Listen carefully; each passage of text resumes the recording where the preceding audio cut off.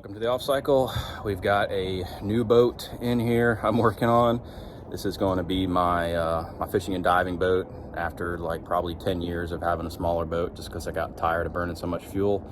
I did go back to a little bit larger boat, and this is a 2000 Pursuit 2270 center console. As you can see, she's not ready to run. I mean, she is ready to run as far as the motor. The motor is great. It's a 2021 200 horse Yamaha OX66, and it's only got like 550 hours on it. It's a really clean motor, perfect compression. It's ready to go.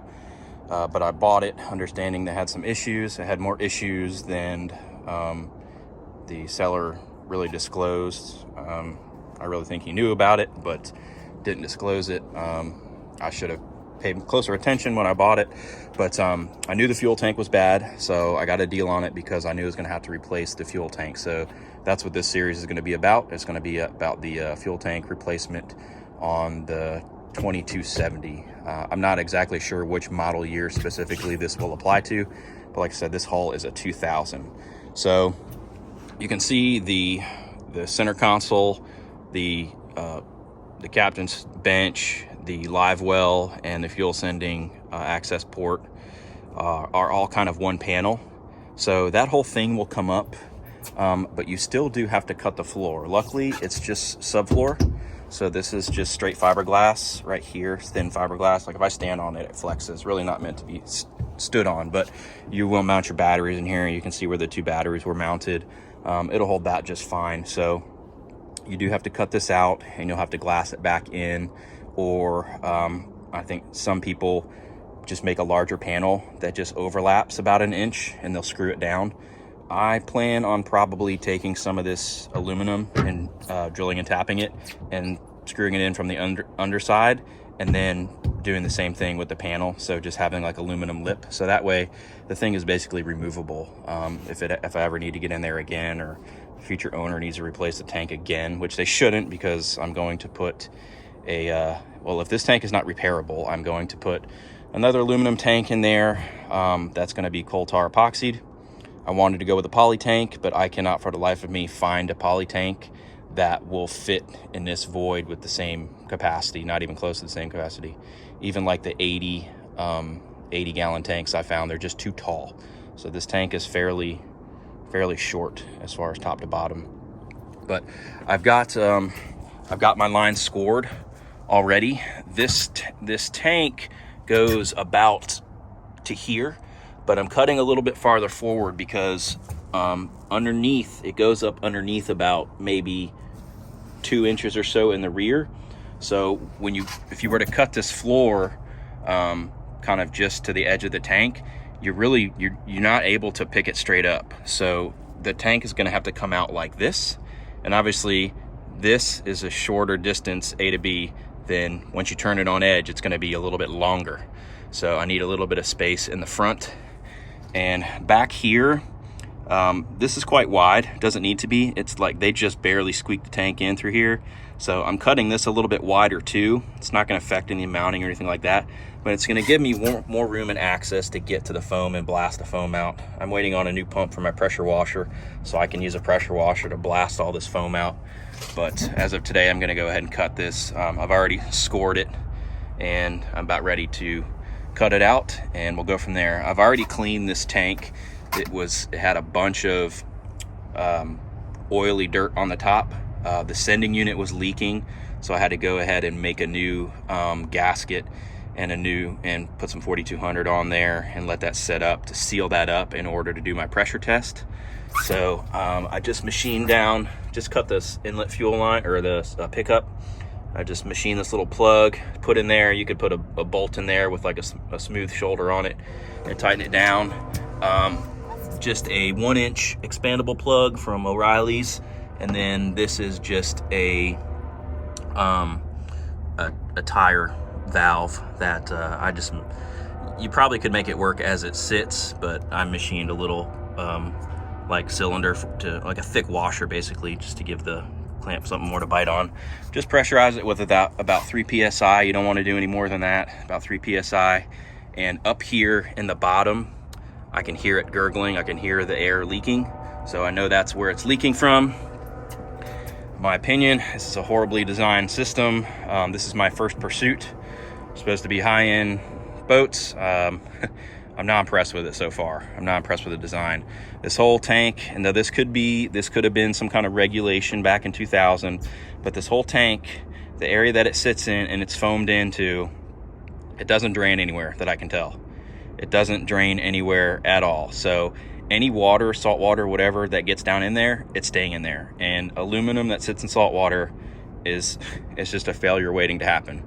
So there's a bulkhead behind this tank. At the top of it is rotting out. So that bulkhead's gonna come out once this tank is out, and it's gonna get, a new one's gonna get glassed in. No wood.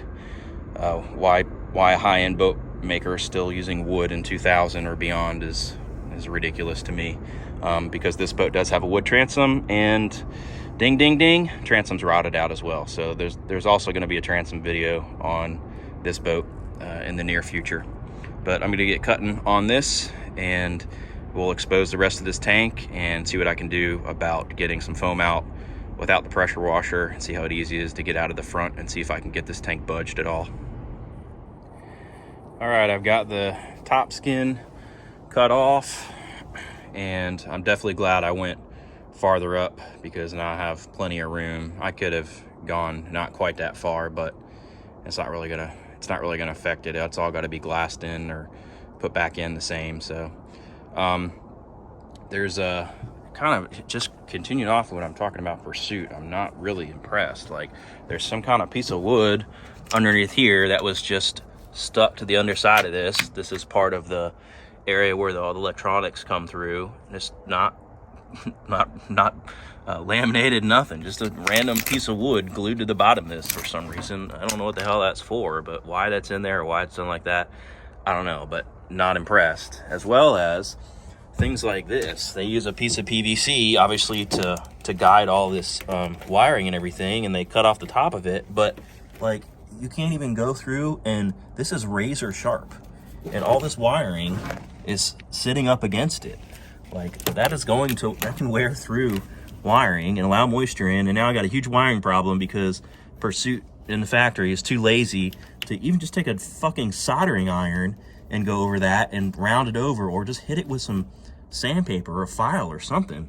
I mean, dude, talk about lack of attention to detail and lack of caring about what is going to happen to this boat in the future because of stuff like this and how it's going to affect their customers. This is crap. This kind of crap is not acceptable from a high-end boat builder. It's absolute garbage. Moving along to more just crap, a high-end boat builder. So this is the front bulkhead for the tank. This is a piece of plywood. It has no mesh over it, nothing. It looks like it's just maybe a thin layer of gel coat, but that's it. This isn't even laminated. This bulkhead is completely rotted out, and this is all that's on it. What is this? Why is that acceptable in a boat? That's absolutely ridiculous. All right, so next step this is foam. They put I think they put a layer of gel coat or something over top of it to kind of keep water sheeting off of it. I don't know. This whole thing so far is kind of a joke. You can see I cracked it open there, but they had like a layer of gel coat or something painted over to try to keep water out of it. It's gonna get in there. It doesn't matter if you paint 90% of it and leave 10% of it open. It's gonna get down in there, and then it has no way to get out. So I do have old nasty fuel up here in the front that's leaking out of this, because obviously this thing is rotted. It's rotted even at the bottom, because what they did, I can see it now, you can see the line right there. They put a piece of cloth on it and glassed it up about maybe 8 inches from the center, and it's only about 2 inches up from the sides, because this is in the V of the hull. And up from there, it's just gel coat, just spray gel coat over it. It's ridiculous, but yeah, you can break through this, and then I can get to the foam a little better now. So, but yeah, again, the list of not impressed is getting longer with this boat. Beginning to wonder why people rave about Pursuit boats. But by the way, if you are going to try to take on a project like this, do any kind of fiberglass cutting or grinding, I just did that 1950s runabout, new floor stringers, everything. And now I go about getting this, but don't mess with the little 3M masks and some goggles or glasses. Just go on Amazon for like 30 or 40 bucks and get a full face respirator thing like this. Oh my God, this thing is so much better than trying to use glasses and all that. The fiberglass dust drifting in the air, it's just gonna go right behind your glasses, all into your eyes. So just get one of those, and you can put the 3M filters on those as well, just like the regular masks you'd find at Home Depot. But they don't have those at Home Depot. You have to go to Amazon or some other kind of store to get them. But stay tuned. I'm gonna start chipping out the foam as best I can without my pressure washer and see if it's worth my effort. If not, I'll be waiting for 3 more days for my pressure washer pump so I can blast this foam out and pick this tank up.